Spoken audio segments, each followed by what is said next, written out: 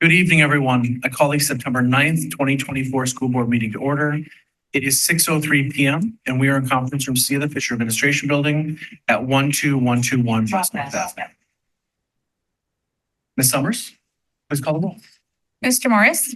Present. Dr. Hoyk. Here. Mr. Wadier. Here. Dr. Worley. Here. Ms. Heimer-Rolland. Here. Mr. Meyer. Here. Dr. Jessup Anger. Here. We do have quorum this evening. We begin with an opportunity for public comment. Members of the Wauwatosa School Board value the input of students, parents, staff members, and community members. The board's regularly scheduled meetings provide an opportunity for opinions and concerns to be expressed publicly. The board values all comments and will respectfully consider this input in decision-making. The board requests that individuals limit their comment on each item to 3 minutes. Following any comment, an individual board member may respond on the issue raised. However, it is not the intent of public comment portion of the agenda for the board to enter into debate with a member or members of the community. Because non-agenda items are not publicly posted in advance, no action will be taken on public comment regarding non-agenda items this evening. Is there any public comment in the room tonight? You may come up to the microphone. Good evening. My name is Dr. Christopher Merker. I have students at Longfellow and McKinley Longfellow Middle School and McKinley Elementary. Regarding news reports from late August on a $4.2 million error in the FY 23-24 budget, there are several questions that need to be answered to ensure that those with the fiduciary obligation, including the board and senior leadership, are held accountable by the parents, students, taxpayers, and citizens of the Wauwatosa District. Ultimately, who is responsible for the substantial budget error, and why should we believe it won't happen again under the watch of the current board and leadership? Why did specifically Superintendent Means not know this was happening while it was happening? The same question for the board. Do you not conduct frequent budget and actual reviews? Therefore, a group of concerned parents of the district are calling for a legal, public, and independent review of the matter. Where did the money go? To whom? Is any of it recoverable? And who else should have known about this? It appears the last CFO has been held out as a scapegoat on the matter, but why should any taxpayer believe this same group that is responsible will not let the parents and taxpayers down come this time next year or another time in the future? Especially as we go to public referendum requesting $16 million coming up this fall. I think it's important that we understand how you're being responsible with the funds that are already entrusted to you. Thank you.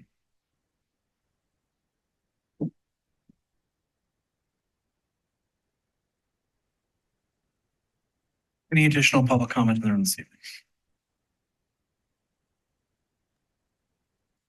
I'm Matthew Kopetsky. I have a daughter at Wauwatosa STEM. I was here earlier this summer to thank our long tenured teachers who retired at the end of this past school year. And I'm here mostly to report that according to Principal Hoyne, our new teachers are adjusting well to team teaching. We have multi-age classes at Wauwatosa STEM, which is unique. And I think they're kind of settling in well, and everything is starting off great. I do want to thank Dr. Means for just the candor and honesty this summer as we've discussed, I guess, the ask that we renew our current contract a year early. So thank you for the revised timeline as we're now working towards kind of having a new contract reviewed and agreed upon next summer is the timeline that we're working towards. We also sent a joint communication between Superintendent Means and his administration and ourselves to all of our families. So the result of that and the kind of 3 contract paths forward that were outlined in the email resulted in our highest attended governance board meeting in a very long time. So we had great discussion with our families about the options and what it means for all of our children. I invite all of the members of this board to join us at those governance board meetings. If any of you would like to attend, I know a lot of districts have even a formal or informal liaison to charter school governance board. So we would love to have you on one of the first Wednesdays of every month. If you're like the way I feel at work and you already attend too many meetings, maybe a more exciting invitation is all of you, including district administration, are welcome to join us at Spooky Lab Day, which is it's a parent and teacher collaboration, but it's kind of a spin from just a Halloween party to doing Halloween themed science experiments with different science professionals, laboratory scientists, and then we have computer science and coding leaders come in and do Halloween themed coding activities that are age appropriate for 30 seconds. So that is on Friday, October 25th. And I'll send a follow-up email with specifics if any of you are interested in joining us. So thank you. Thank you. Any additional comment in the room this evening? Jamie, anything online? We have one hand raised. The guest name presents as Sykes iPhone. You have the microphone. Thank you. This is Carrie Sykes, 2672 North 114th Street. Appreciate your time. A couple quick questions. So, and I apologize, I didn't have time to send this in advance. My first question is, similar to what some of the other community members have mentioned, I don't have a personal experience in everybody who's attending this field. So I'm curious, as the decisions were being made by the board last year, how was it not noticed on one of the monthly updates that as we were voting to raise salaries and other such things, that the additional finance to support those decisions was never noticed? Also, another question, which I did not notice on the FAQ. The question is, how will this be? And I didn't notice a lot of detail on the FAQ, so thank you. But in particular, how will someone know? And I believe our new CFO, however, we somehow had an error the last CFO. So how will someone know that what the new CFO is reporting is accurate? Like, what else will someone be looking at to make sure there is a second check and balance and not just a second set of eyes, but an actual second check and balance on the financial data specifically and not just what's reported to them? Also, if school positions, because that's one of the things that was noted in the FAQ, will not be hired this year, how is the district creatively planning to float either district members or other members from other schools when there is a great need? For example, my students are at Eisenhower. This past 2024 school year, we had a lot of extra resources, but the previous school year, we were extremely low per the data. So if now some schools are not having positions hired, how is that going to be creatively addressed by the school this year? Because of course we are low money. Also, is the current CFO looking to audit the 2 prior school years? Because if we know this past year was way off, is it possible that there's more data that we need to uncover that's more recent that was also off? And then finally, is there a way that we could potentially offset some of what the teachers are losing? Is there a potential additional PTO day or something that will help them get through this coming school year when we are reducing the costs that they are enduring? I appreciate all of your valuable time today. Thank you. Thank you. We do have another hand raised. Betsy Metzger, you have the microphone. Thank you. This is Betsy Metzger, 2226 North 66th Street. I have children at all 3 levels of the Wauwatosa schools, elementary, middle, and high school. And I'm calling in today just with a comment to ask the board as you review the memorandum of understanding with the police department, which I do support having one in place. I think it's horrible that for so many years we had nothing in place. But I would ask that this year you consider whether we're really in a position to commit to 3 years of funding at the 75-25% level, or whether we may be in a better position to commit to 1 year and reconsider that cost sharing for future years. Thank you. And there are no more hands raised. With that, I will close public comment. Thank you for everyone who asked questions this evening or made comments. I'm going to move into recognitions. The first is TOSA West and Empowering Minds, Collaboration Executive Summary. Lots of really creative solutions are put in place. We seek a lot of different ways to provide supports to students. And I think this is a great example of good and great work being done across the district. The Division of Pupil and Family Supports is pleased to celebrate that Wauwatosa West is one of only 7 schools selected to participate in and receive grant funding from the United Way of Greater Milwaukee and Waukesha Counties Empowering Minds Initiative, starting with the 24-25 school year. Empowering Minds aims to promote mental health equity, improve access to mental health services, reduce stigma, increase mental health literacy among adults and students, and foster healthier school environments. As an Empowering Minds school, Wauwatosa West will receive up to $50,000 per year for up to 6 years to continue building systems of support and a continuum of services to promote student mental health and well-being. To sustain this work, Empowering Minds also awards up to $25,000 per year for an additional 2 years. Wauwatosa West's initial goals include reducing the number of students self-reporting mental health challenges on the Youth Risk Behavior Survey. Students self-reported increase in the use of coping skills, improved daily attendance, and a reduction of major office referrals related to conflict and substance use. Over the last 2 years, Wauwatosa West has invested in developing systems for mental and behavioral health, including strengthening advisory with self-awareness and coping skills, improving attendance processes, and providing supportive interventions for students. While this is a collective effort, key leaders in this work include Sarah Levante, mental health specialist, who spearheaded the implementation of universal socio-emotional learning during the advisory period as a proactive approach to mental wellness and took the lead in the grant writing efforts. Megan Christensen, Nick Becker, Cheryl Beek, Brett Harter, school counselors, and Felicia Perkins, school social worker, collaborated with Ms. Levante to develop and provide small group interventions during the 23-24 school year that reached 112 students, or 11% of the student population. Heidi Hegwood, social studies teacher who provides interventions to students.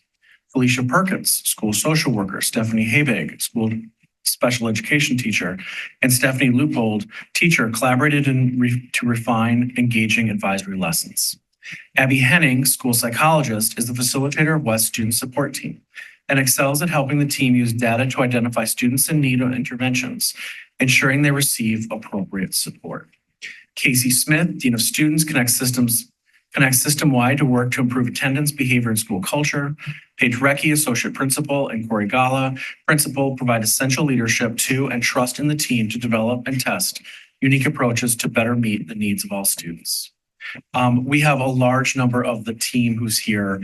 I would love if you could come up to the microphone, introduce yourself, and let us applaud for you, your incredible work to create a better spot for students to be and support their success.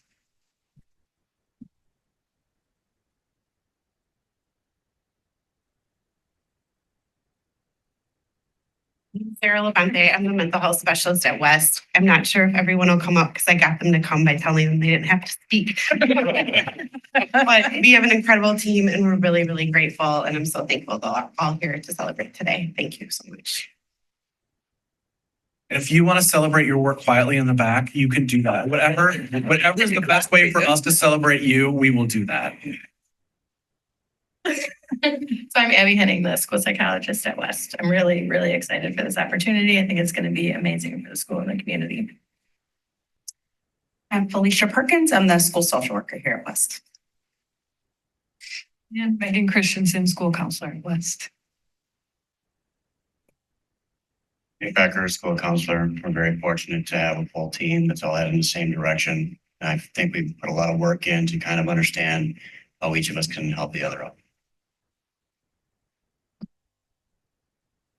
Stephanie Habig, special education teacher. It's been really great creating the DBT lessons with Sarah Levante. It's like Emily should introduce herself too. She's an incredible part of this team also. Corey Gala, the principal at Wauwatosa West. One of our mantras as a leadership team is we try to start with yes. It's an incredible team to say yes to. They just consistently come up with new ideas, fresh things to do and support students. So I'm just incredibly proud to be able to stand behind them and say yes, as many ideas as they can bring forward.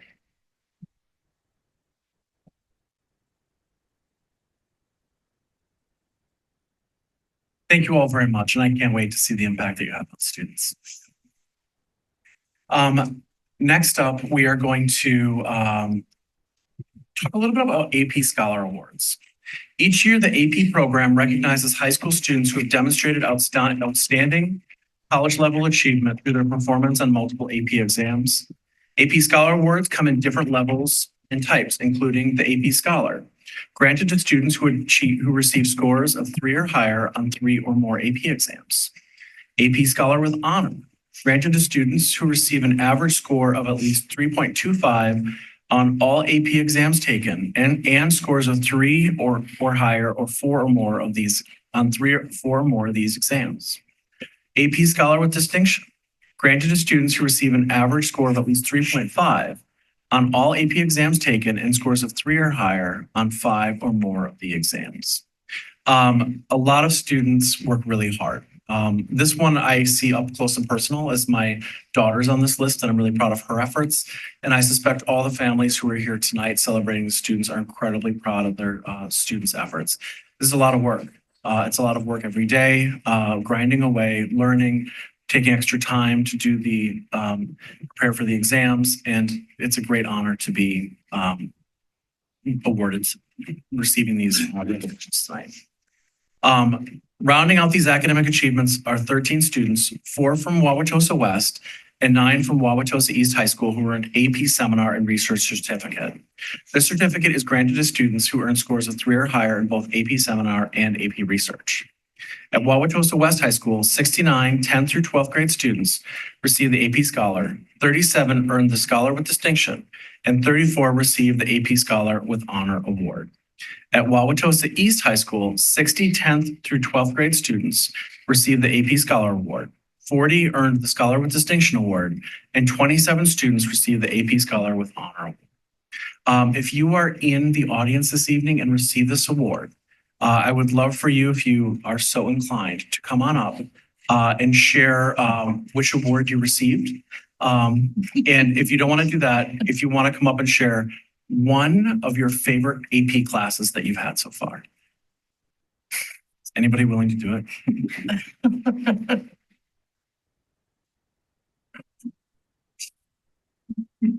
Hi, I'm Julian Gorright. I'm a senior at Wauwatosa East.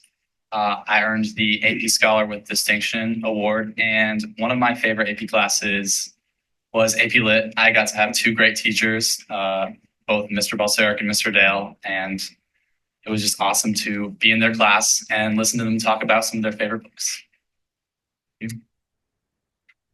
Hi, I'm Lily Regini. I'm also a senior at East. I don't know which award I got, but I do know that my favorite AP class I took was AP Calculus. Hi, I'm Amelia Regini. I'm a junior at West East. I also don't know which one I got, one of them. And my favorite AP class I took was probably AP Psych with Miss Diedrich because she's a very knowledgeable teacher and I loved being able to learn all those topics and then ask questions that she could answer and be able to learn those more nuanced ideas in Psych. Hello, my name is Tanner Hughes. I'm a senior at Wauwatosa East, and I think I got the AP Scholar Honors Award. And my favorite AP class that I took was AP Seminar because I got to get a better understanding of different text and readings. And I also got to gain better writing skills.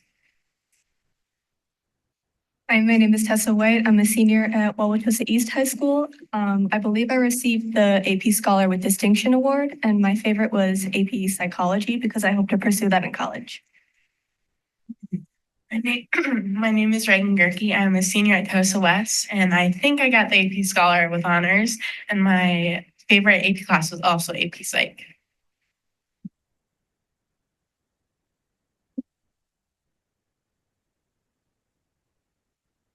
Congrats to all the students and families who are here tonight. Keep working at it. I know many of you, there's a few graduated students on this list, but I know many of you no doubt have many courses that you're taking that hopefully you'll have a new favorite course before the end of the year is up. So congratulations and thanks for being with us tonight. With that, we are going to move into our consent agenda this evening. Are there any items on the consent agenda which board members would like to remove for separate discussion and action? Seeing none, It is recommended that the school board approve the consent agenda and I so move. may I have a second? Second. Give that to Mr. Morris. Any board questions or comments on the consent agenda? Seeing none, please call the roll. Mr. Morris, Yes. Dr. Hoig, Yes. Mr. Wadier, Yes. Dr. Worley, Yes. Ms. Heimer Roland, yes, Mr. Meyer, Yes. Dr. Jessup Banger. Yes, and the consent agenda passes. Next up is underneath number 5, strategic goal 5, culture and community. Action to approve school resource officer MOU for 24-25, 25-26, and 26-27. Before we get too far, I'll ask Dr. Hoig if you can read this one out.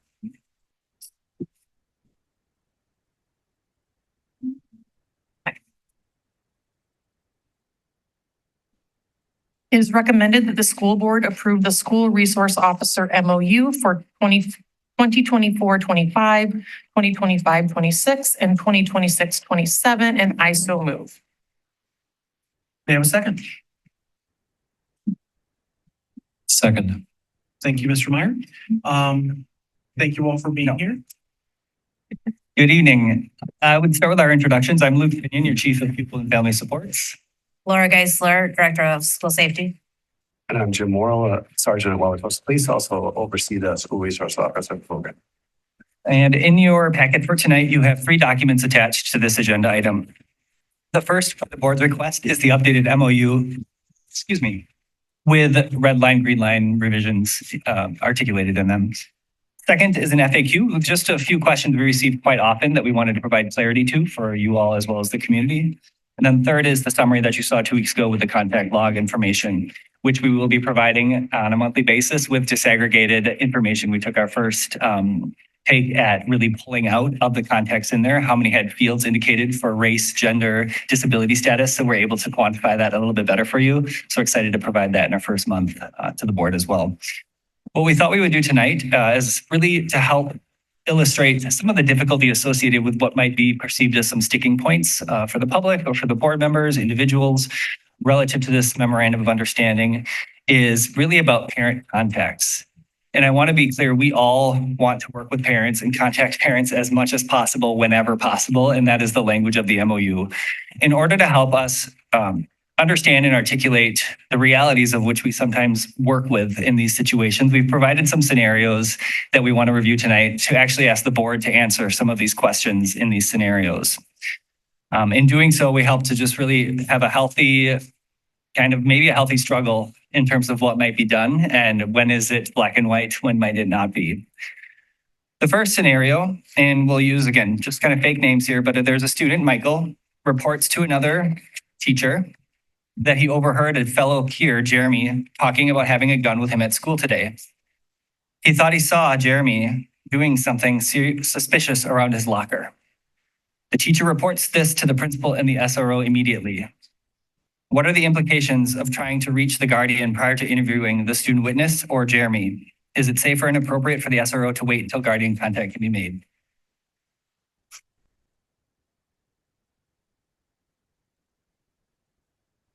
That's all set. So as the MOU is written, that would be an instance that we don't require parent contact because obviously it's a safety concern. So I think the MOU is pretty clear. And I would hope that administration and police are clear that they would contact or not have to contact. Thank you. And this one's an extreme example for that purpose, right? Really articulating in these extreme safety situations, we don't have the luxury of time, and it is so crucial that we respond immediately. Scenario 2, a bit different. A Brookfield police officer comes to East High School asking to speak to a student about allegations regarding property destruction in the community. The student has allegedly been destroying mailboxes in a specific Brookfield neighborhood. Should administration contact prior to any police interview? Yes.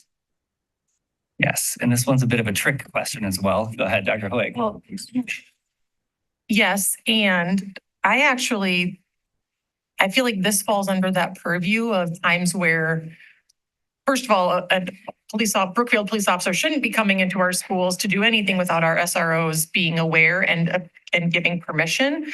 But also this definitely feels like one of those times where this isn't school relevant. It's not happening with our schools in our buildings. And so I would say this is a time where that interview should be happening outside of the school setting. 100%. This is not a school matter. And actually, this is not relevant to the MOU as much as it is board policy about governmental agencies in the schools, which articulates that it must go through the SRO and we will avoid things that are not school relevant to happen during the school time, schools for learning, not for interviewing about things that happened in other spaces, districts, things like that, when it's of this kind of nature. I don't know if there's anything either of you want to add, but bit of a trick one because there's a policy at play here that isn't in the other. It's the policy, and SROs will oversee any type of interviewing Or request. request. Yep. All right. They might get more gray as we go here. Scenario 3 is at 9 a.m. The West administration receives an email from a student, we'll call her Jenny, that indicates her fellow peer, Courtney, was creating a hit list of student names, drawings of knives and violence, and statements about stabbing specific peers this week. Should administration and the SRO wait to talk to Courtney or Jenny until the guardian has been contacted?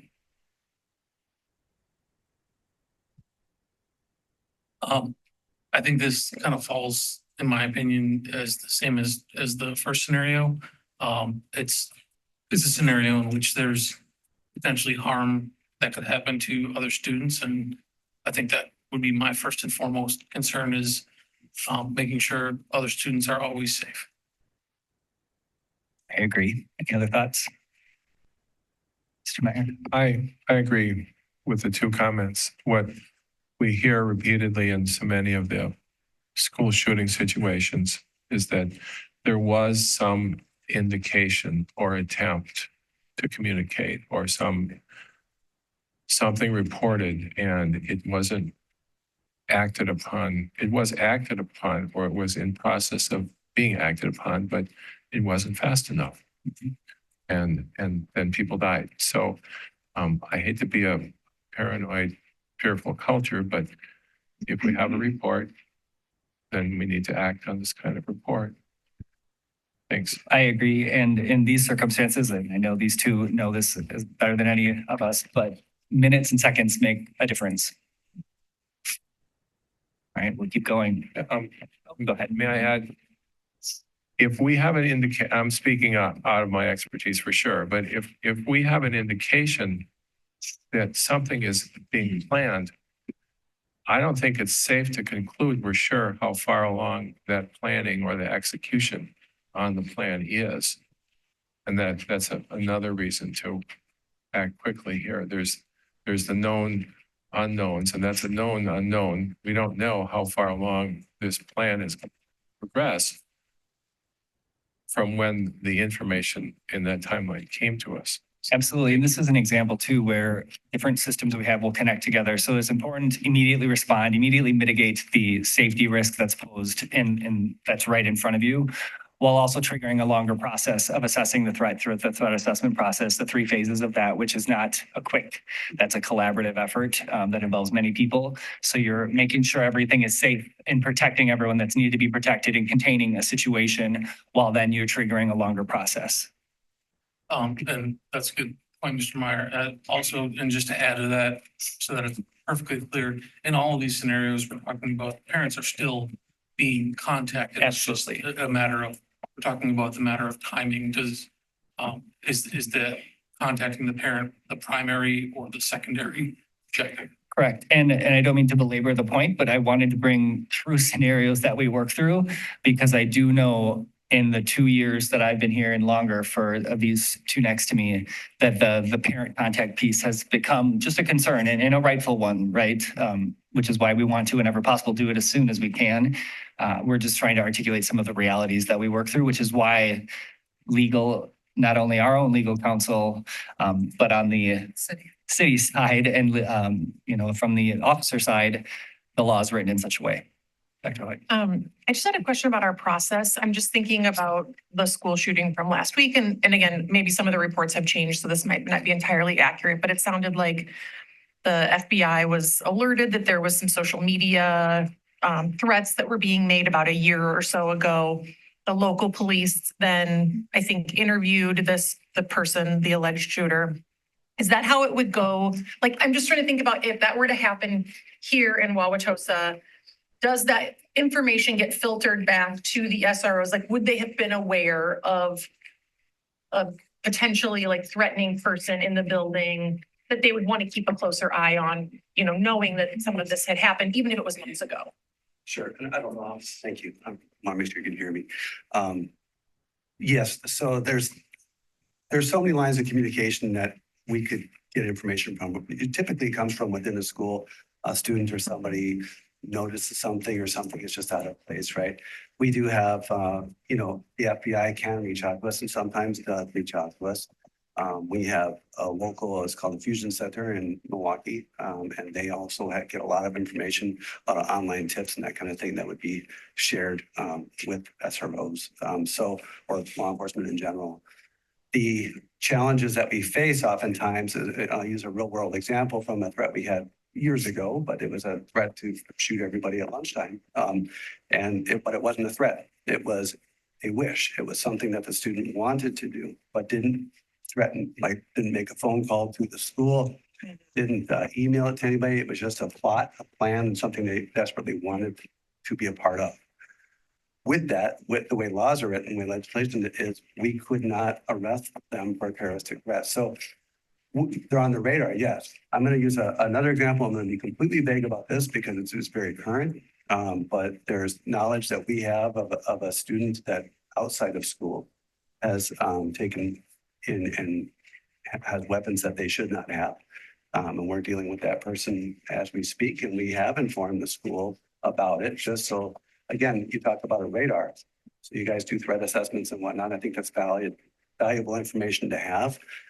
Again, without violating that student's rights, without overstepping, but say, hey, let's just keep this on our radar because we all know that every time something happens, when we look back, there oftentimes were a lot of signs. And I'm not implying that this student is a threat, but yes, that stuff is constantly shared. Yeah. And make a formal plan around throughout, because the end of a threat assessment process is that planning piece that then is revisited based on new information or time elapsing, et cetera. But that's where the planning for any risk comes into play. And are parents involved at that level? They're involved in the process, not always every step of the plan, but they're involved in the phases of interviews and getting information. So if there isn't an immediate and real threat, then always the parent is reached before the student or witness are interviewed? Not necessarily. And if you guys are giving me an opportunity, forgive me, I did write some notes before I came here to help hopefully better clarify what our program is, the sort of the steps that we're allowed to take, and then the steps that we actually take. I think you'll find they're a little bit watered down, what we're allowed to do. So if you'll just give me a couple minutes here and then I'll turn it back over to Luke, because I know he's got plenty.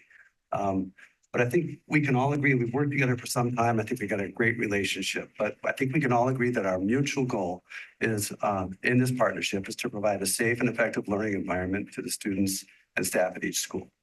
I think we can agree that when a crime has been committed, is about to be committed, or is alleged to have been committed, it's in the best interest of the school as a whole to allow administrators and law enforcement to investigate on behalf of the victim to prevent further criminal acts from occurring in the school. And then also, I think it's because of our shared interests in what is best for all in these schools, that we have a specialized SRO unit as opposed to having patrol officers respond to call for service, for example, because SROs work to balance the needs of the school district and the needs of law enforcement and can better navigate each entity's intricacies. So patrol shows up, they just take over. Here's what we're going to do. We don't care about your policy procedures. Here we're going to do. Not a knock on patrol. I was in patrol a long time, but they are going to show up and they're not going to play ball. Essentially, they're going to do it exactly how they know they can do it by law. where the SROs will sort of walk that fine line and try to work with the administrator in school, think about the bigger picture, slow things down, whether it be for a stolen watch or whether it be for someone who wants to shoot up the school. We sort of try to really carefully navigate those waters. Just quickly on the law related to minors, what's allowed. I don't know if this is, maybe you guys all know this, and forgive me, I'm not trying to insult anybody, but what is allowed, and then sort of shift gears to what the PD practice is. So the law allows for consensual encounters. I can certainly talk to anybody, they can talk to me, right? Just like an adult or anybody else. If there's information that there might have been some sort of a crime that occurred, the law allows police to have investigatory questions. And that's not in custody. Those aren't someone being detained. These are just asking some general questions to try to determine if something has indeed happened.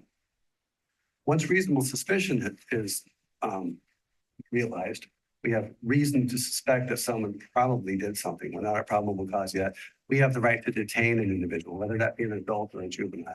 And this would be, I'm talking mainly outside the school, but these are practices that are allowed in the school. School board clearly has rights to make your own policies and procedures. We respect those and understand it. And I'm trying to give you details as to how we do things too, as you consider a potential new policy or the MOU, you think about these things. So once we have reason to detain, we still don't have to call mom or dad, but we have a reason, we have the right to detain a juvenile and ask them more investigatory questions. If we then reach the level of probable cause, we have the right to take a student into custody, whether it be probable cause, a warrant, or protective custody, like an emergency detention, someone's mental health is at risk. And then once we've got somebody in custody, that is when we must tell a parent or guardian that we have their child.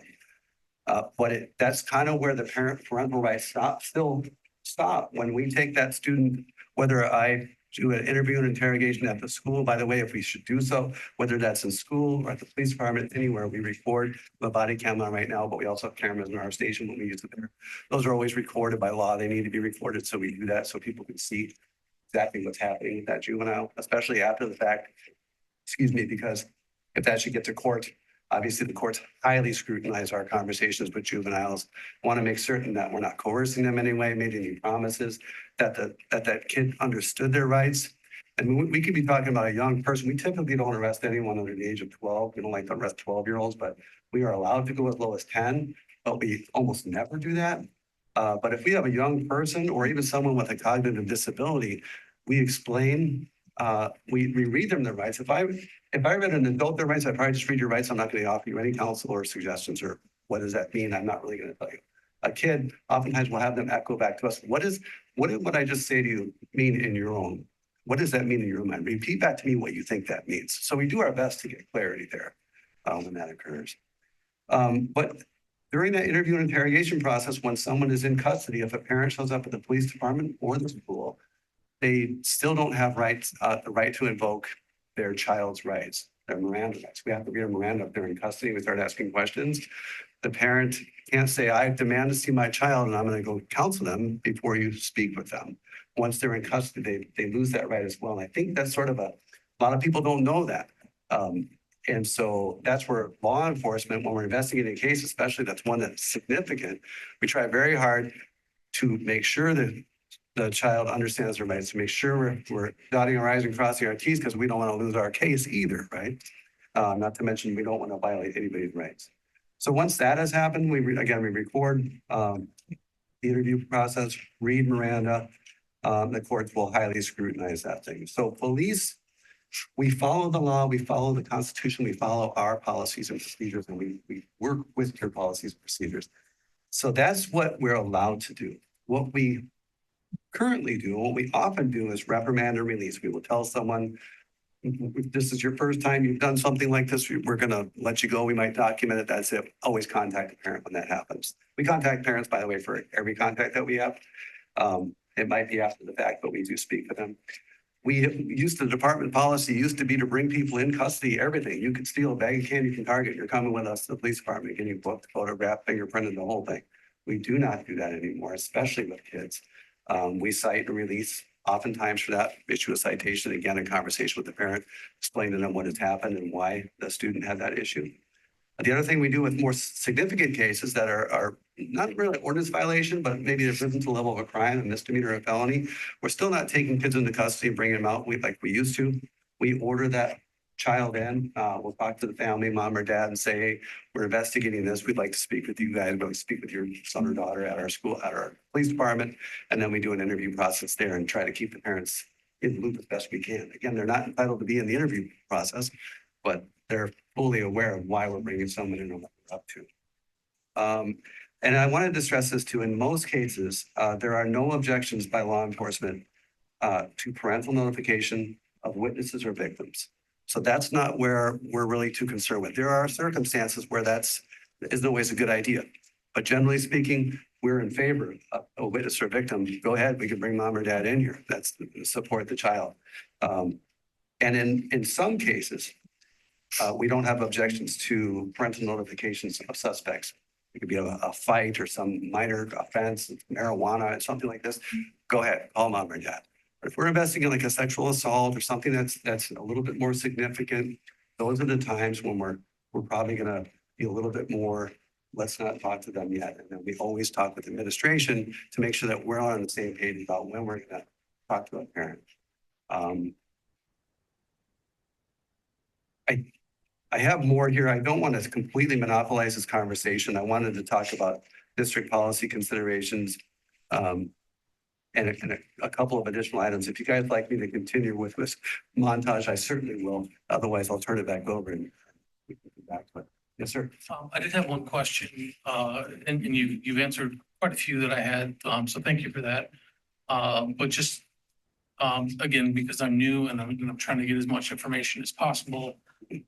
My question is, do the SROs receive extra training for students who may be nonverbal or have other like neurodivergent needs, especially those students who may show no outward physical signs of having language accommodation or something like that that's needed? Sure, they do receive that.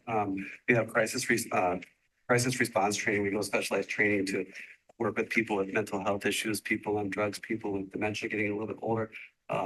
So all walks of life in there. And then in addition to the training that they get, not only through general law enforcement training, there's a specialized training they get as an SRO when they go for their first week of training, and then the continuing training that comes generally year to year with that, including with the school district who offers training and those types of things. They also work hand in hand with a group of people here tonight, the social workers and counselors and all those folks. They are key assets to your schools and to the students, and also assets to law enforcement and vice versa. We share a lot of information with one another to make sure that we're all working together for that student's best interest. So yes, there's ways to work through that. If nothing else, if the SRO is having difficulty with those kinds of things, in addition to the folks that you have in your school district, the city has social workers that work at there are two social workers that work at the schools. So we also utilize them as well. So a lot of resources to us, and we generally know our limitations. And if we're in over our head, and we reach out to folks like the people you have on your staff. Thank you. So I just want to go back to the question that I asked, because the examples that were given tonight were all extreme. I have more. Okay, but they are extreme, what we've talked about so far, there are extreme examples. And that's why I'm asking this, because then you said, not always. To my question. And I think that is the crux of the sticking point, is that let me finish. I asked recently about removing the witnesses, and the response was no, because in a case of intense or dangerous situation. So I think we need an MOU that charts that out. In the case of dangerous and difficult situation, then this is what we're going to do. In a case where a student is being suspected, and there's no reason not to wait for the contact to the guardian, then we should wait for the contact to the guardian. I understand under the law that you don't have to, but we have a unique situation here where an institution is providing a space for police officers to operate that they wouldn't otherwise have access to necessarily, right? They're seeing more as SROs, they're seeing more. and interacting more and developing relationships that are very different from, I mean, yes, some police who work, walk on streets and are on foot patrol might be developing those relationships with youth, but it's just a very different scenario because our institution, one of the ones I'm responsible for, is creating that relationship. And so I just want to put that out there. I think if we're saying that it's in these urgent moments, that's what we really want, then we need to say it that way, not generally or carte blanche. This is how it's going to proceed. Sure. That would be my And request. thank you for clarifying. I understand your question. I think one thing that sometimes gets lost in the shuffle is we're working for, like you guys, we're working for all students, whether it be the suspect or the victim. Oftentimes, if let's think of a petty crime, someone got their Apple Watch stolen. Do we then contact parent to say, we want to interview your son or daughter regarding the theft of a watch? In my opinion, I don't think that's a good idea for a few reasons. I think when you bring a parent, like we all are rational people that would probably cooperate and try to help solve the problem. When we have a victim, like it or not, it might not be of a violent crime that is without their watch, an expensive device that was given to them. So if I went to you and you had a son or daughter and I said, I'd like to talk to your son or daughter about this incident, we think they took so-and-so's watch and here's the reason why. And you say, you're not talking to my son or daughter. I'm not having the police interrogate my child. We're not going to do it. Law enforcement's dead in the water. We really are. Outside of a warrant or probable cause to take that child away, we're stuck. And then the investigation's over and that student who's the one that we're charged with protecting in the school, in addition to the suspect, but let's face it, we have a victim here. That student is now without their watch because the parent has said, no, we're not going to entertain you talking to our kid.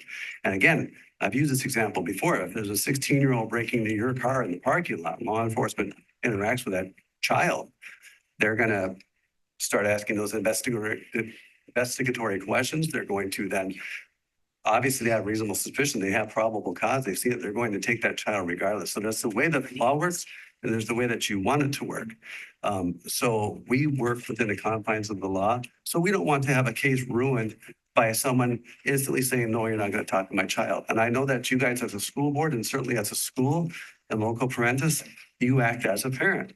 So that you guys acting as a parent or your administrators acting as a parent might say, nope, I want this to end here. And you can do that. But what's ultimately going to happen is if that should come into play, law enforcement has an obligation to investigate all crimes that are reported to them. We're sworn to do so. We take an oath to do so. So if I'm not allowed to talk to a student at school where I do have that good rapport with the student, where I do have good rapport with teachers, principal, family, and have an opportunity to maybe work that out. I can't tell you how many times I've gotten things back with absolutely no legal consequence, just to have the conversation, say, we really don't want to go that route. Let's do this.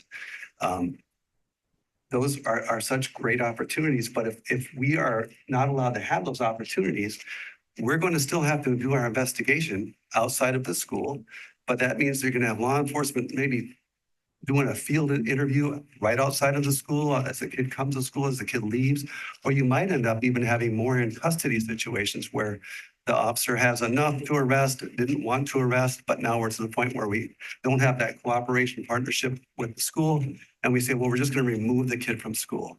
And that's, I think, the worst case scenario for all of us, because we've interrupted the school day, not only potentially for the staff and students that are there. Somebody could witness that, which we try not to have them witness. We're also, look what we're doing to that kid. That is the suspect. We've removed them from the school. We've got them in a police environment, much more traumatic. All this for, we're talking about basically a minor theft. So our goal isn't to be in there and lay down the hammer and try to fool parents and fool kids. We actually want to be as transparent as possible. I think another thing you want to think about too, as far as inviting parents, sometimes when the parent comes, they're not too supportive of police in general, right? We see it, I'm sure you see it in your disciplinary hearings. There's some people that may not be too supportive of the things that you do, but yet you're trying to stay the course and do the right things for those kids. So then you have a parent, and I've seen it many times when I was a SRO at East, an irate parent coming, you're not talking to my child. I had a kid one time that was stealing $20 bill after $20 bill after $20 bill out of the register. We had video of the student doing it. And that parent was irate with me and said, you're not holding my kid responsible. It's not his fault. This is your fault. And if you're going to try to take him into custody, you're taking me with you. And so we invite that to the school environment. Whereas you guys could put the onus on the police department and say, they're the bad guys. Let's go talk to them. They're the ones that did this. We also, there are certain cases where you could tip off, and it's probably not the minor theft scenario, but where you could tip off the parent or guardian about a crime that they're involved in, where the student is actually a victim of maybe something that the parent is doing to them. And once you do that, that person can ruin evidence, can ruin an entire case where the student's actually been victimized by a parent. So there's so many reasons and variations. And the problem with law enforcement is there's the black and white pages of the statute books, but there's so much gray in between. And what you want is an absolute, and I'm trying to give you one, and this is what the MOU is trying to give you. That's why we've worked in collaboration for actually years on this to try to have something that we can all agree upon, because I believe we're all working for the same exact goal. You and I both. We may have a different way of approaching it, but our goal is not to violate students' rights, make someone feel singled out. But we're definitely trying to protect a victim, whether that be the stolen watch or the person that's about to shoot up the school. Mr. President, may I respond? So I feel like a lot was just thrown at me. So I want to say that I want to understand why, and let me just throw out a few things since you had a long list. Why wouldn't you call the parent if it's not an urgent situation and explain exactly that you just told us about the watch? This is why we would rather do it this way. Why wouldn't you call the parent and have that conversation? That's one.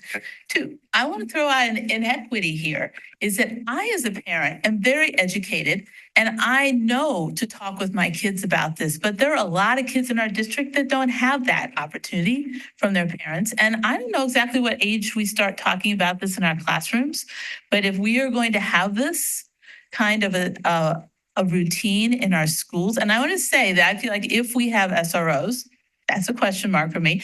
If we have SROs, we should have an MOU. I don't think it should be a multiple year MOU because I think we should be looking at this for a number of reasons over the next year. Our community has said a lot of things that are important. However, I want to be very clear that I think that we as a district then have to do the step, whether that's the SROs doing it themselves or somebody in the classes, we have to create that equity of education about what the children can say and what they do need to say if they don't want to be interviewed. Because basically you're saying that that's the one point that the parent can't and shouldn't be able to come in. And we need to educate the children very early because some parents are already doing that, but other parents don't know to do that. And that's an equity issue. And I think so I just really have a concern that why wouldn't you call the parent if it's an Apple Watch?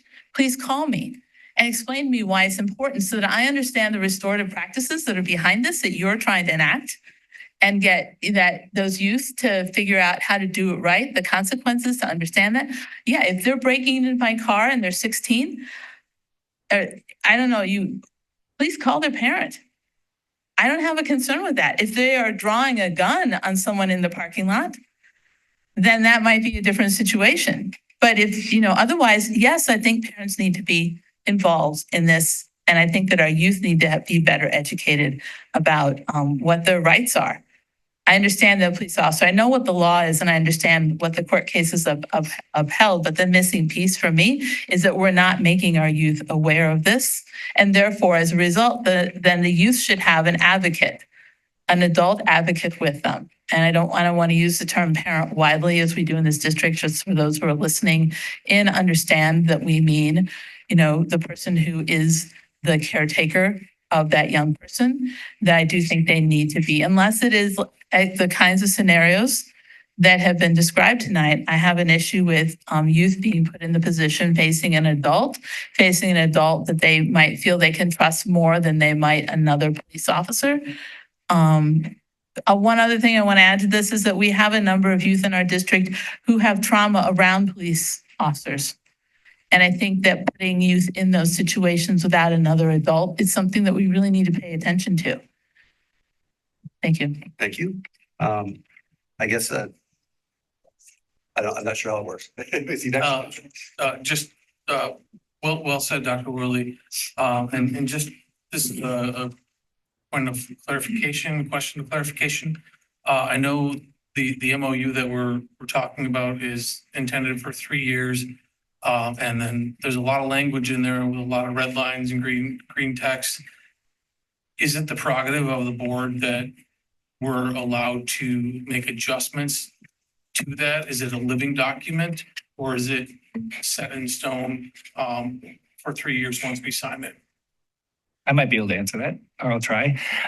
So a couple things with the 3-year. One piece is that there is a clause that at any point in time, either side can give 30 days notice and terminate it outright. So that is in there regardless of timing, if there were financial implications or such. Aside from that, requests can certainly be made at any point in time while it's living. As I explained 2 weeks ago, it's just the process then of bringing, and Director Geisler and I sort of get to be in the middle carrying, you know, the will of the board or the asks of language that are somewhat defined sometimes, somewhat loose concepts, and bringing that then back to the table with the police. And then not only trying to land on something there, but then taking it to our attorney and then that revision coming back to that table. And then they have to take it to the city attorney and then coming back to that table. And then so that back and forth takes time and energy and resources, which is one of the many reasons why this is not sustainable every single year. To go through that process every single, I'm just going to say that outright after only doing it 2 years. So it would be fair to say in layman's terms that this document, if a situation happens where the board feels that, that was not our intent, that's not how it happens, there's a process in place for us to revise it and to make it how we intended it to be. We would absolutely hear that feedback, bring it back to the table, see if we can improve the language, see if our attorneys and the city attorney could agree, and then bring back what that might be. Again, if it ended up being a chasing game, we'd have to try to put some parameters on it. But that intention is to be as strong and as great as the language can get. And if we find after following it as best as we can that there's an issue, we want to fix it. We want to get better. Thank you. And then may I answer her questions? Yes, and then I want to come back to, I think talking through some additional scenarios will also help us navigate this a little bit as we go. So we'll go with your questions, then we'll go scenarios, and then Mr. Meyer will come to your question after the scenarios, but that's okay. Thank you. And again, thank you for the questions. And I appreciate your passion because we're both passionate people. I can see that. And maybe just sort of circling how we want to do things. So why not call a parent? And as I stated earlier, oftentimes you don't have a cooperative parent. A parent who's going to say, nope, you're not talking to my child. And then that case of these stolen watches now over. We have nothing else to go on. We might be able to look at, we might be able to develop something else, but then we're going to be to the point where we're digging for probable cause to where we're going to take that kid into custody and interview them now because we know that the parent's not going to cooperate. So in our interest of protecting the victim, not the suspect, but protecting the victim. And I think that's an obligation that we all need to take very serious. We keep talking about the suspect and how they might feel, and we don't want to violate the suspect's rights, which we don't either. Don't forget that for every crime with a suspect, there is a victim. And so that's number one. As far as educating the kids, I'm all for it. I think that it should be, I mean, I spoke in many constitutional law classes at the school, and we show them all our secrets. I had a file report presentation called The Kitchen Sink, and it would talk about Fourth Amendment, everything. Do you have to talk to, when do you have to talk to an officer? When don't you? All that stuff. And we didn't trick them. We were trying to educate them because I would want that for my child too. So I But agree to with you. 10-year-olds, because I don't think my 10-year-old has constitutional. Again, we don't arrest 10-year-olds. I understand, but that's the year at which it starts to change, right? So you can 11, or you might even 12-year-olds. So the point at which they need to start learning this is the same age. We say they can learn career stuff at that time. They should start learning this, not waiting until constitutional law. I have zero trouble with that. That's something that's on the onus on the schooler. And if you want our help on that, we're happy to do that too. If the kid is, able to understand a thing, of course, I'm all for it. I think, you spoke of a threshold. You spoke of if someone's taking my car, we'll call the parents. But if someone has a gun, then don't. Well, that's your opinion and you're entitled to it. And I respect it. Other people may not think that, like they don't want their car stolen. So they're going to say, no, I want you to solve that problem. Whereas you might be a little more understanding and say, well, there's people that have a lot tougher lives than I've had, and if there's just a property crime, so be it. But again, law enforcement is tasked with investigating everything that comes our way, so that we have to do that. I think your biggest problem is probably more with like legislation and legislators than it is law enforcement. You could potentially change legislation on how and when officers speak with juveniles. And if that was changed, then of course we've changed our practice. But we just enforce law. We follow the rules and policies and laws that are before us. So I understand your frustration. I hope you can see from my perspective what we're thinking about. But ultimately, when it comes down to a stolen watch, a stolen $20, a stolen car, it really doesn't matter. We're going to still try to get to the bottom, find the person who's responsible for it. Because keep in mind, if we don't find who's responsible for a theft of a watch, say, then we have a second theft of a watch. Then we have a third theft of a watch. Then we have a locker room that's broken into. Then we have someone's car that's broken into. We don't know who's doing it because we're not getting to the bottom of it. And so that does happen. Oftentimes you have a student in the school that's committing multiple crimes. It isn't just one. So we're not doing our job protecting the people, the very people we're tasked to protect, which is your students and staff, when we don't get to the root of the problems. And if there are things going to be roadblocks in front of us, a parent, for example, then we will follow the law and use the tools that we've been blessed with and allowed to use by law. And those are the tools that we'll use to get to the bottom of anyone that's made you a victim or anybody else. I appreciate that. I don't accept the diagnosis you've given to my feelings or why my motivation is. I do take very seriously my role in this district in making sure our children, all of our children, have the best access to education. You mentioned earlier that, I was going to say is that some kids might just not even come to school if they think that they're going to be the subject of an investigation, or they might be worried about their family members. But I would say I work on the other end. I'm in university and I work with people who have been formerly incarcerated, and I see the struggles that they have. And many of those students that I have worked with have been incarcerated over things that started when they were young and in school, and they were picked out and they had these experiences. And I just want to say, I think that it's really important. I take this role really significantly, that I'm there to make sure they're getting educated. And yes, of course, you're framing me as though I don't believe in taking care of victims. That's not at all what I'm asking. What I'm asking is for clarification in the actual language that we have. If the concern is with these highly violent situations, then let's have the language there, not have it bleed over into other situations. And thank you. And I didn't mean to Yeah. frame you in any light. I'm not. I apologize for that. That was not my intent. We look at all crimes. We'll investigate them all the same. So whether it's a violent crime or a property crime, we'll investigate them the same. So that, from the police perspective, it just, that piece won't change. I understand. And I appreciate all the work that all of you have done. I know it's been a lot of work for the people involved. I think we've gotten much, much closer to where we need to be. I just think about, the effort that we put in is hard, but we put it in because we want our youth to learn, grow, and excel in the best environment that they can. I'd like to add one more thing, and then I promise you I'll be quiet because I'm going to talk. This is something that the board probably doesn't know about, and this is an attaboy to Officer Griffin and Officer Finley. Now, Officer Finley is the one that thought of it. But these are the types of things that are going on in the schools that you may not even know about. When we have to hold people accountable, and then the kid goes into the court system. We're talking about municipal court. And municipal court says, we find you guilty and you're going to do 10 hours of community service work. It doesn't end there for the SROs. Last year, Officer Finley and Officer Griffin took it upon themselves to come to me and ask for permission to take those students out on a Saturday, and they went and bought garbage bags, and they bought the little things, the grabbers to pick things up. They got permission from the parents. We drafted a permission slip that was okayed by our city attorneys to allow them, to help them with that restorative justice, to go out there and show them the other side. They're actually taking their own time to go out there and help those kids do away with their, their court responsibility. And this is the type of stuff that goes on in the schools that the SROs are doing. This, a person that spoke earlier today who had raised a hand online talked about the financing of the SRO program. And I know finances are a huge deal, right? I don't dismiss that whatsoever. She raises a valid point, like the cost of an SRO program. But just to put things in perspective, our police department is 21 officers down right now. We would just about killed to have 3 officers back on the street.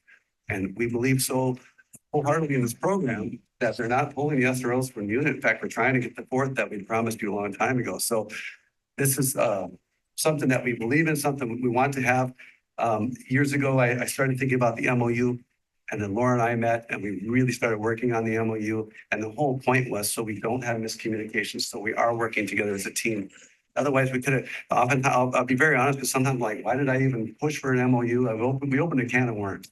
But this is good conversation. This is helping one another understand our perspectives. And the end goal is always for all of your students. So with that, I will. You and I have had good conversations previously, so. Absolutely. Absolutely. I just want to really make clear our community is reaching out to us. They're raising concerns, and I think they're very important concerns. Fair. All right, if I may paraphrase quickly, as one of our norms of collaboration, I'm hearing from your perspective, Dr. Worley, that the language of as soon as practicable and appropriate isn't cutting it for you. And you want definition of, or some indication of what is an emergency or safety that would clarify it or quantify it or qualify it, I should say. I think because that is the intent of this, given number 3's, that the question becomes where it doesn't say that in the case of, some of these other examples that you have. Right. I think that the difficulty Urgency. in this moment processing is just reconciling the picture that our sergeant sort of articulated in some of these cases, and that it's hard to spell out every scenario, which is why we have scenarios, which I want to read a couple more just to give you more perspectives. Jessica's approaching administration at 2:55 to indicate that Andy has a bag of marijuana in his backpack. It's creating a strong odor near the locker in the entire hallway there. What does contact look like? Should they reach out? Should they not? Witness versus potential offender. Do you think Officer Morel could tell us what he would do in this situation? I think that would be really helpful to know, like, how you would approach it. What would be your thought process behind whatever decision you make? I think he can. We talked about these. However, and I'm sure he will say this, once he knows about probable cause, it's a totally different story, but I'll let you go ahead. Yeah, and that's fair. And so, but we're talking about a minor crime, something with marijuana. It's not the end of the world, right? Let's face it.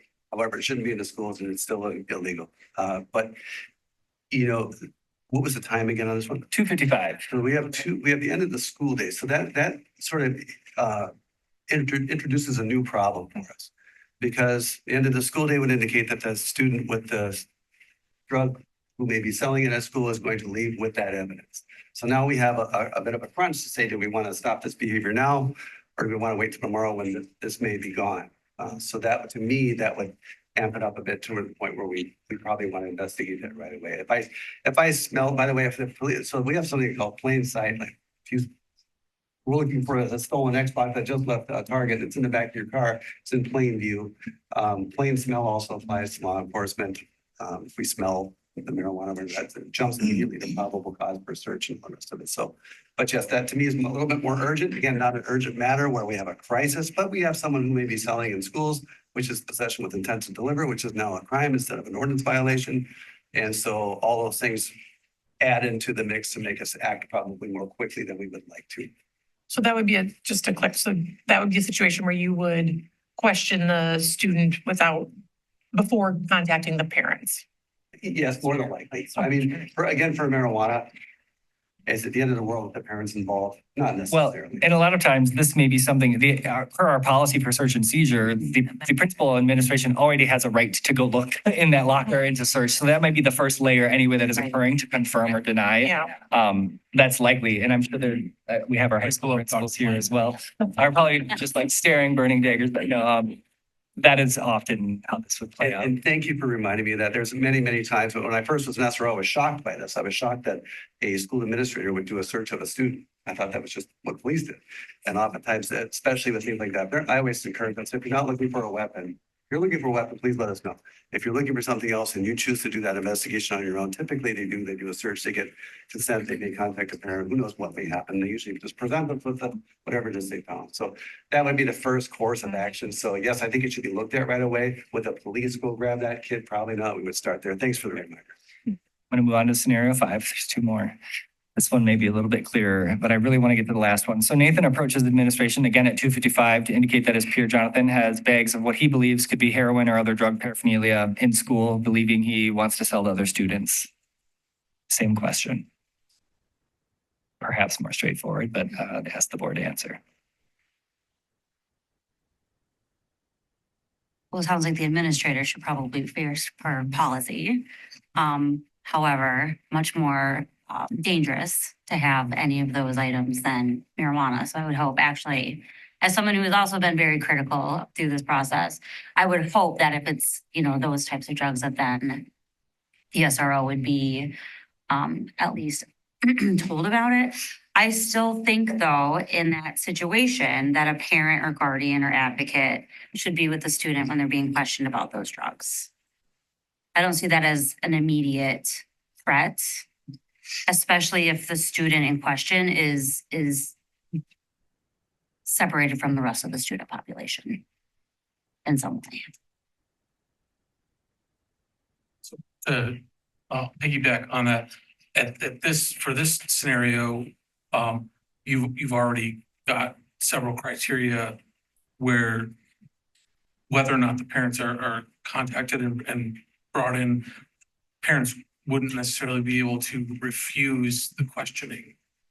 Is that correct? Because you have enough of the things. We've gotten the probable cause at that point. Yes, Yeah. so there technically wouldn't be any problem with calling the parents and waiting a reasonable amount of time to do the questioning, if that's what we wanted to do. Because in that case, I would look at it as the student and the parent may want to have a lawyer present for that part of it. Yeah, you can't have a lawyer present, unless you're being read Miranda in custody, and then they can ask for a lawyer, and at that point, our questioning stops right away. So yeah, but in the school, and again, there's so many scenarios, it's hard to give you black and white, but in many scenarios, we might just off call a parent and say, hey, we caught so-and-so doing this, and bring them in. Other scenarios, we may not, if we've had a history of an uncooperative parent or someone that maybe we know is not even supposed to be on school property or something. All these things can happen and cause us issues that could create roadblocks and problems. And I think, just to clarify, a lot of times the administrators are actually making those point of contacts with parents. It's not our SROs. Our SROs may be involved. Maybe our SROs are getting the school bag or looking in the locker, but our administrators are really that first initial contact with a student, especially when we're dealing with drugs. So that's one of my just overall questions. How often are police officers, the SROs, questioning our students without an administrator or a guardian present? Is that a regular occurrence? I mean, it's almost never. No. That's my assumption. I think your assumption is valid because I think that's the community assumption. Yes. That's all the time. Student We're always disappeared. asking our questions. Nobody's calling. Right. It's that there's an administrator involved in the office. The policy that we have even speaks to that being required. I'd have to double check. Unless, I think it says unless the student. or Outside of the parent- MOU, yeah. Yeah, that there's they can usually the request that the administrator, unless they ask the Okay, administrator to so- leave, they have to be there. And this was it had been my sticking point with the MOU. But I appreciate hearing that this isn't a common occurrence. I'm hoping I'm right, that when you are questioning one of our students without an administrator or without a parent, it is because of one of these heightened Yeah, safety. so if we get word that Concerns. they're potentially, you have a weapon in your bag, we are pulling the SRO in. We are Oh, yeah, not gonna absolutely. ask Dr. Plank to search your bag with potentially a gun in it. So, But it's helpful to hear that this is a rare occurrence I was in our SRO for buildings. 7 years at Tulsa East, and I don't recall speaking to someone about a crime, a suspect without an administrator present. Usually the administrator is the one that sort of is running the initial piece of the investigation, and they get information from other students or whatnot. I have spoken to victims without an administrator present. Generally speaking, when it's a sensitive crime, then you have to be very careful how you do this. The one other piece of having administrators present, we talked about Miranda and custody. And so what does it mean to be in custody? Is that handcuffs in the back of a police car and at a station? If I'm sitting in a class and sitting in an office with an administrator, does that student feel free to leave? Are they in custody even though we told them that they're not? So all those lines get really blurred and it may not matter at the time. I mean, obviously the student's gonna feel bad and things, but where it really matters is in court. I've been challenged in court before where we've had two administrators present and a police officer. That student, even though I say, you're free to leave, we're just asking for questions, you do not have to answer my questions, you understand? Mhm, yes, I do. However, there's a cop sitting there in uniform and then two administrators, and they're like, I probably shouldn't be leaving this room. Now custody has occurred, so then we've crossed the line, didn't read our Miranda, and we've had a custody issue. So I learned to be more careful about two things, asking for only one administrator present and myself, so that way we're not doing that. You'll see SRO's reports where they'll say I was in full uniform, I was seated furthest from the door. The student was closest to the door, and the student could walk out if they chose to. There was only one administrator present. I specifically told the student, you're free to leave. You do not have to answer my questions. Do you understand? All that stuff will be documented. So that way, if we do find Jimmy off on the trunk, we don't lose all that case. Is that fair to say? So yes, it's very rare that we talk about ourselves. And then when do you start videotaping the encounter? So for our policy, the school resource officers, if we are called to investigate a crime, if I'm in a police car and I get dispatched somewhere, as I get there, if anything that we're gonna have a contact where it could result in custody or could result in a ticket or some sort of a law enforcement taking action, we then start our body cams. And it's the same in the schools. So they're not on all the time, but they'll start them when they do that side of that interview with the student. If they're choosing to use the in custody place at the school because they're going to cite and release them, but they're going to ask them some questions, that would all be recorded audio and visual in the school. And that would be that it's the police station is at the school, which we prefer to get them out without having them go through all that process. Thank you. We've got one more and then I know Mr. Myers. Last scenario, and this is one that we meet regularly. Not yes, but Erica and Laura have a very large physical altercation in the lunchroom at school. Both students assaulted one another fairly equally. Erica also hit a student supervisor upon the staff member trying to intervene. Erica's guardian currently has a trespassing order due to becoming verbally aggressive and threatening to school staff when present at school in recent past. Should administration or SRO contact Erica's parents prior to further interviewing her?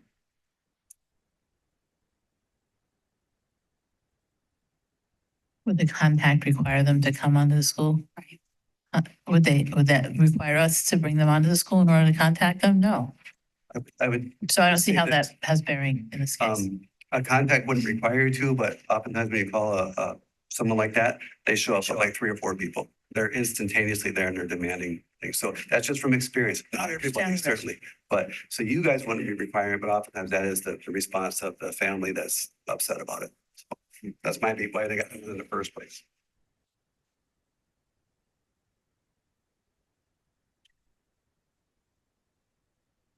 Thank you.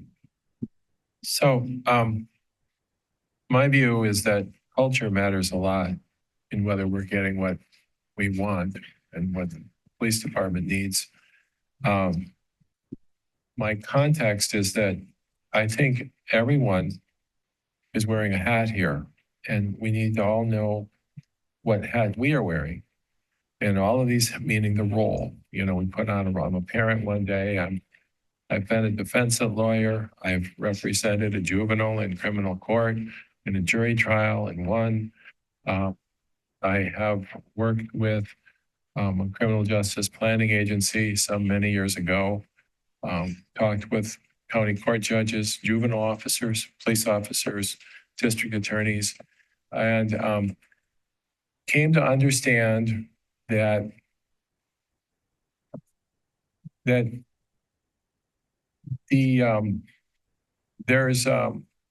it's your approach. You've said you don't want to arrest everyone you could arrest. You'd rather have a chance to talk to the suspect and see if you can come to some arrangement where the watch gets returned and some kind of restorative justice thing happens and people learn, and you try to head off the next theft and try to save the future of the child, which long ago, some 50 years ago, the juvenile officer concept was that it was a goal that there would not be an arrest for every disposition of a complaint, of a crime, because it was a juvenile. And you wanted to give them all the chances they could to straighten themselves out under the wise oversight of various authority figures.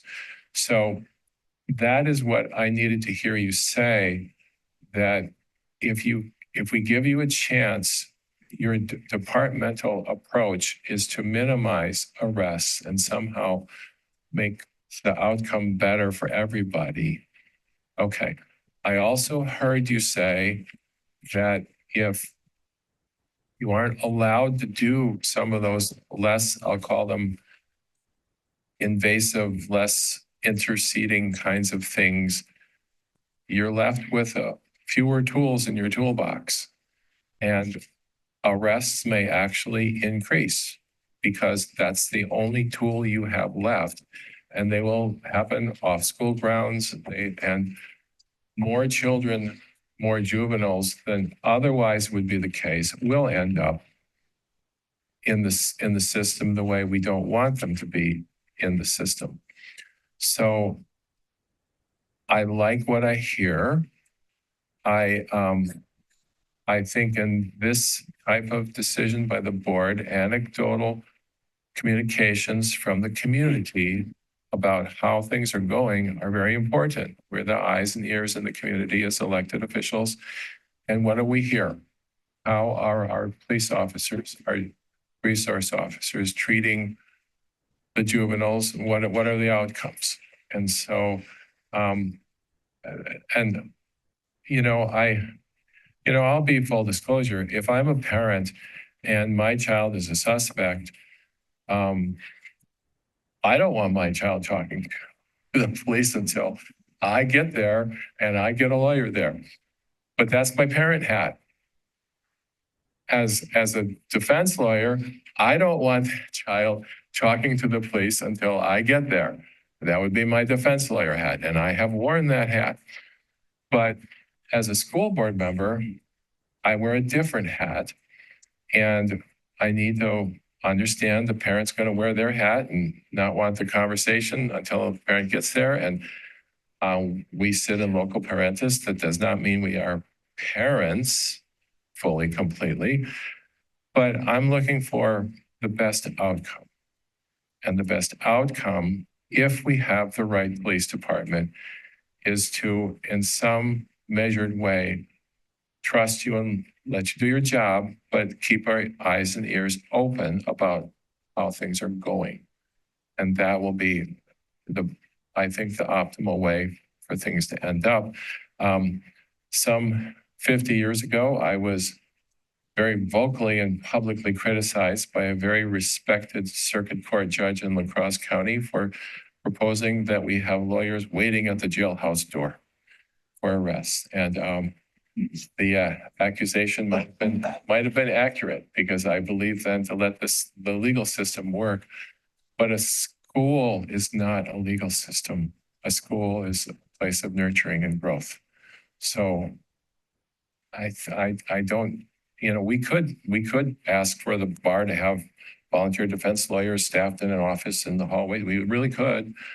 I don't think that would be a good idea. I think we need to let our school building shepherd these children to a better outcome. And one of the ingredients in that ecosystem, one of the forces, is these resource officers there trying to avoid arresting students. And I think that gives us the best outcome. So I will support this memorandum of understanding. Thank you. I want to check in with my board colleagues. I know a lot of work's been done on this. I think there's various perspectives on where we're at, and kind of other things, and kind of respect that how we vote this evening may vary. I definitely have clearly heard from my colleagues that there's a significant ethic of care for students and concern about this item. A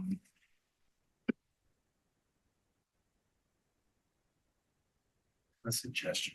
That would be great. May want to ask the board, are they prepared to vote this evening? If it needs to be delayed, another meeting for people to think about this, that would be a reasonable pathway. I think there has been, I think, good substance and discussion around this topic, but that may be the first step before calling the question. Just a suggestion. Can I get a thumbs up for I'm ready to vote, thumbs sideways for I'd like to push this for a week? Well, I don't Would know we be that you can pushing do it? thumbs, but you can ask. I'm not. I know. whether or As not our they- lawyer is sitting over Yeah. there, right? Would we be pushing it in order to address some more of the things that we've heard from the community in the last few days? Because that's different from just pushing it because we ourselves need to think a little bit more. Is there an intention for looking at? As the elected, as board members, if you feel a need to feel like you've done your due diligence in addressing those questions that have come to you from community members, then that will be the basis for. Okay, yeah, I still have some others that they've brought up that I think are really worth talking about. And in all respect for all the time that's been spent, I still think they're bringing up important pieces. So I guess that means mine's kind of sideways, in the sense that I don't think we're quite there yet. And particularly the big thing that threw me on this one was the transition to 3 years. And thank you, Mr. Pinion, for explaining why we've gone to the 3 years. But I think that's something that I'm still trying to work through because there are some guardrails that are not in here that, I would like to more understand what that 30-day, and what would be the process by which someone would say, this isn't working. And, how many times would it take people entering complaints? And what is the complaint process? And how do they let us know they're concerned? And, all those things, if we're going to go 3 years, it feels like, the community's involvement and the administrators in the schools and ways to review those officers is really important. It's become more important. And I don't really see that laid out here. So long way of saying I'm, still needing more in this document if we're gonna go to a 3-year plan. I too, sorry. I was just gonna say, I too would really like to know more about the 30-day ability to change things, or I don't see where that's written in the MOU, so that might be in some other place, but I would like to be able to have a sense of what that is, where that is, because I do in particular think about the financial commitment that we're making, and knowing that we're potentially facing a decision where we have to cut many teachers potentially in another year. Would really like to know how we would exit out of this if we needed to. May I? Yeah. So page 14 is there's just the brief language about the 30 days. However, the way I see that playing forward would be if there were a financial determination, we would do that during the natural budget cycle, which is well in advance of that school year when we're giving, kind of preliminary, and the board would vote to terminate within 30 days from that starting, and it would end that school year. Now, one point of information is this budget is separate from. This is Fund 80. This is the funding. Oh, that's right. It's the rec budget. Yeah, Community service budget. yeah, right. It's, That's true. yeah, that's true. And it's dollar for dollar. It doesn't have negative tertiary impact. I'm Sorry, Yeah, Mr. Martin, to interrupt, but it's important for the community to know. That's why it's really critical that our school resource officers also have the ability to go to our private and parochial schools as well, because we are utilizing Fund 80. That justifies the community service component of using that fund. I'm not sure all of the board members have seen a document that's been around that says what other school districts are doing and what percentage they pay. I think there's some other information out there that we haven't really looked at yet. I think my question may have been answered. It was more or less where my understanding was it was being paid out of Fund 80, and that I just wanted to confirm that the costs we're talking about aren't impacted at all with everything else financial that's been going on. Like that, this is a completely separate thing, separate fund, and that because I know there was comments tonight and also I've been asked the same type of question about this is, well, what are we going to have to cut in order to do this? And my understanding has been there's nothing that we will have to directly cut to do this. This is coming from somewhere different. Is that correct? To be very clear, we pay for the school resource officers out of Fund 8.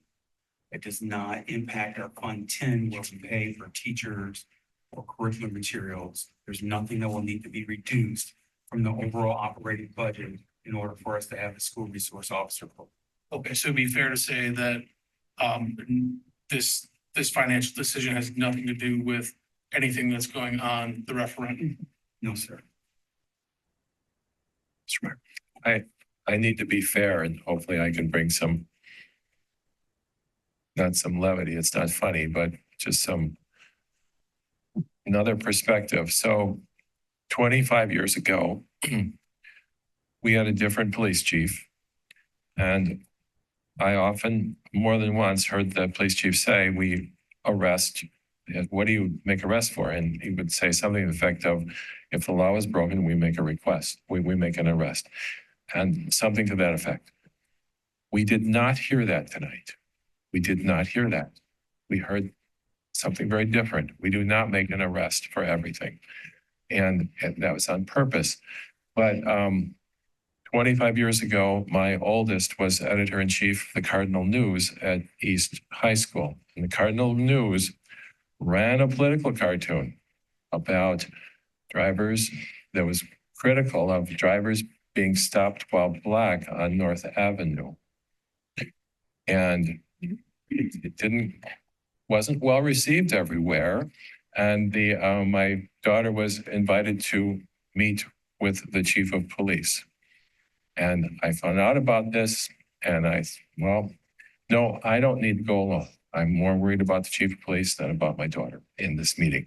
My daughter is and still is quite the advocate. So I don't want to imply that I wouldn't want my children to have interactions with the police, or quite the opposite. I want my children to learn to talk to the police and to stand up for themselves. I appreciate that it's different from being in an investigation situation. And as I said, I've been a defense lawyer, so I fully appreciate all the nuances and differences. But to be fair, I needed to say that yes, my kid as a high schooler did meet with the chief of police without me there in a situation where she was being criticized for what they had put in the student newspaper. And I also would encourage our student newspaper publications to continue to be advocates on student issues like this about how they're treated. So thank you. May I ask one more question? It's a straightforward one. Yes, but yes. Okay. Whatever you do, I know that there's always going to be. There's really not, but I think I need to know if I'm going to give you a thumbs up or a sideways thumb. Well, and I'm ready to ask for a motion to, let's do this and then I'll be asking. Okay. My question is, how many complaints were filed about our SROs last year? I know of none. None. Okay, thank you. Can I say one thing? Yeah, but can I just, Dr. Hoy did legit just ask a single question with a simple answer. Yes. And I just want to, way to throw that back in my face, Dr. Hoy. I just have Reinforce it. one quick thing to say. I think that we talk a lot about investigations and stuff, but I think that we need to really focus in a lot on these positive, amazing relationships these SROs are building in our buildings. I spent a lot of time in our buildings with them, and they're constantly talking to kids, how's your day? So I think we really need to look at that overall relationship building that they truly are doing. They can't walk in any building and kids don't know, or high-fiving them, or, so it's really a great program for our schools. I'm going to save my comments to the end. I am in support of the program continuing. Early on when we first started Moral, when you kind of articulated of the because I was early on, I think summer of 2020, summer of 2019, in pre-pandemic we need to have, I remember asking about, is there an MOU? And there wasn't. I'm like, okay, let's get something hammered out. And I'm glad we're at this point. I've heard enough where I'm both comfortable with where we are with the MOU, and I recognize there's a lot of parental concern that I hear about this specific point. And so I think if we can hammer out the specifics of this one, and there's a dynamic tension here, because I hear you. When you were talking about the marijuana piece, I took myself back to my role as a hall director and an RA and various different places where I'm balancing this, trying to make sure the building is safe, the students I'm working with are safe, and that we are, and that wasn't a law enforcement, and that wasn't nearly as complicated as your work. But I think there's something in the community there where if we can put some language to that maybe not everyone is totally comfortable with, but we all kind of come to a place of mutual discomfort on, that would be beneficial. And I think that if we can work a little bit more on that item. I'll just say this respectfully. I think that exactly what you speak of is what we've been doing the last 2 years. And that is an agreement that we came upon last year when the board said, this MOU does look good. The lawyers for your side, I don't want to say side, for the school district and for the city said, yes, this looks good. We all agreed on it, on that language. So I don't know how much more we can manipulate the language. I'm not opposed to trying to I'll take this back to the station. If you'd like me to do that, I certainly respect your decision. I just would ask you to very much consider the work that's been done, where we've come from, where we are, and that this was okay and approved just last year. In fact, the middle of the school year, it took so long to get it done. So here we are a couple of weeks into the school year and we're talking about the same thing we were already talking about last year. So thank you.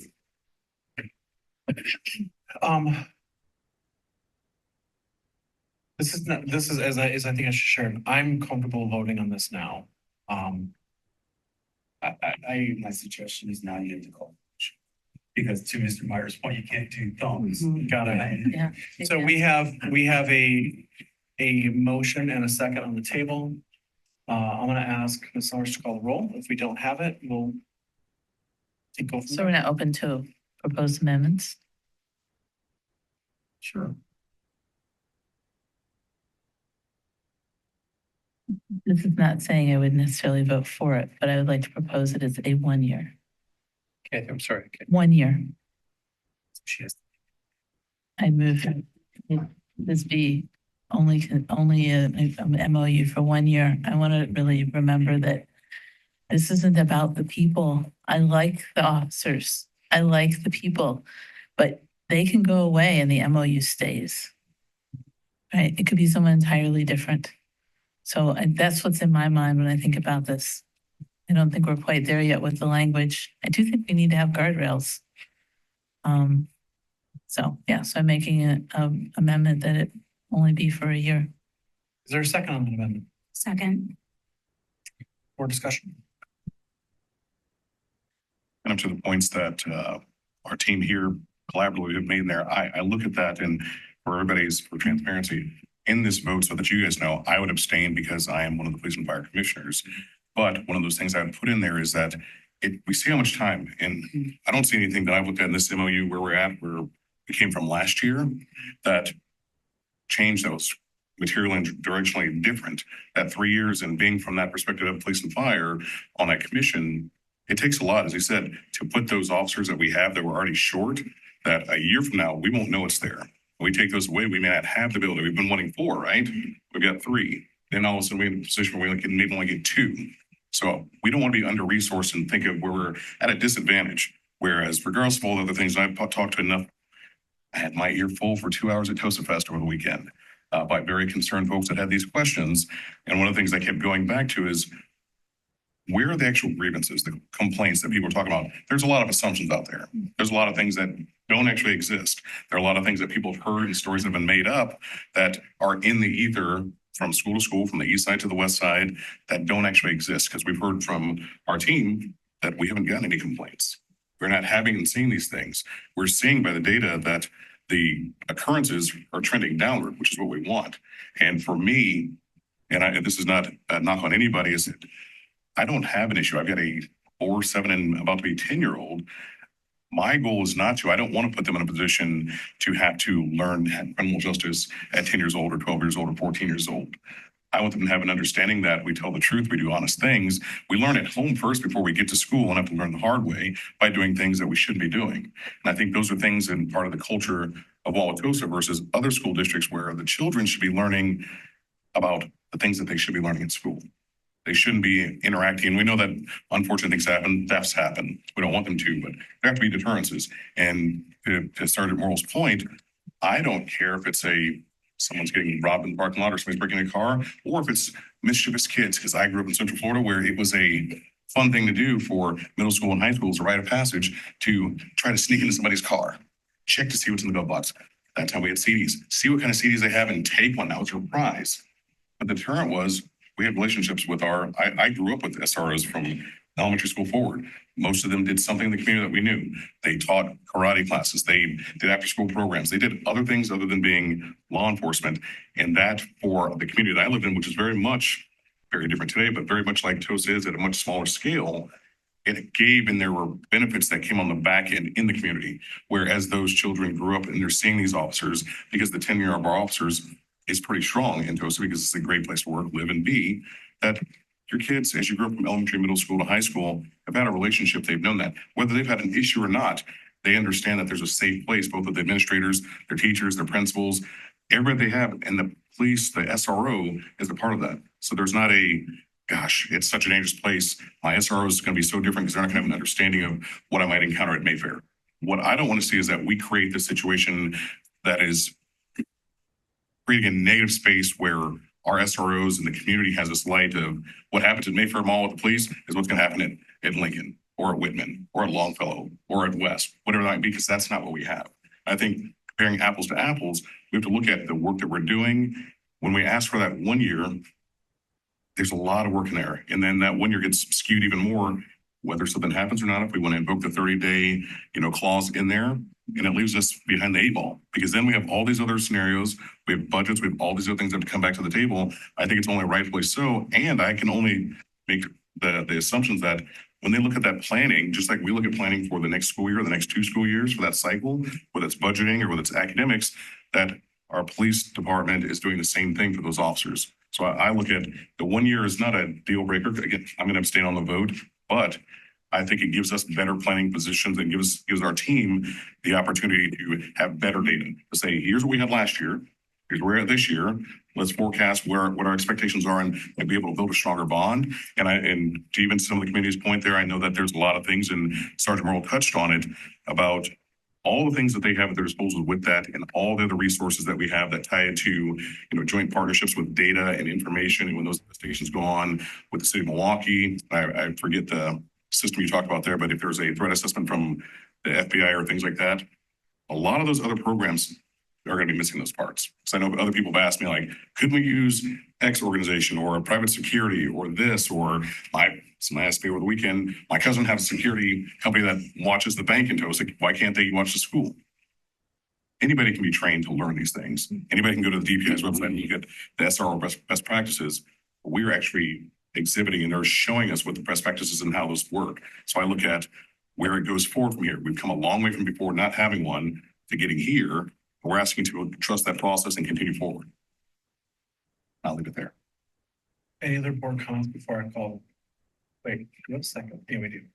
Before I call the second on the amendment. Here we're voting on. The amendment to shift it from a 3-year to a 1 year. Call the roll. Mr. Morris, No. Wait, you were going to abstain? Abstain from the general vote for the. Oh, okay. Dr. Hoyk, Yes. Dr. Worley, Yes. Ms. Simon Rolland,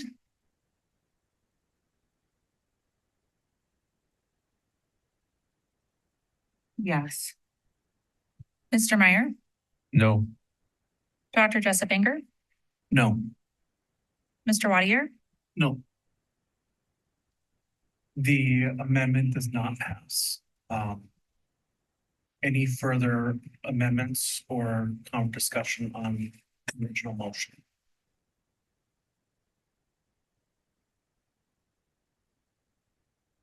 Seeing none, please call the roll. Mr. Morris, Abstain. Dr. Hoig, Yes. Dr. Worley, No. Ms. Heimer Roland, Yes. Mr. Meyer, Yes. Dr. Jessup Banger, Yes. Mr. Wadier, Yes.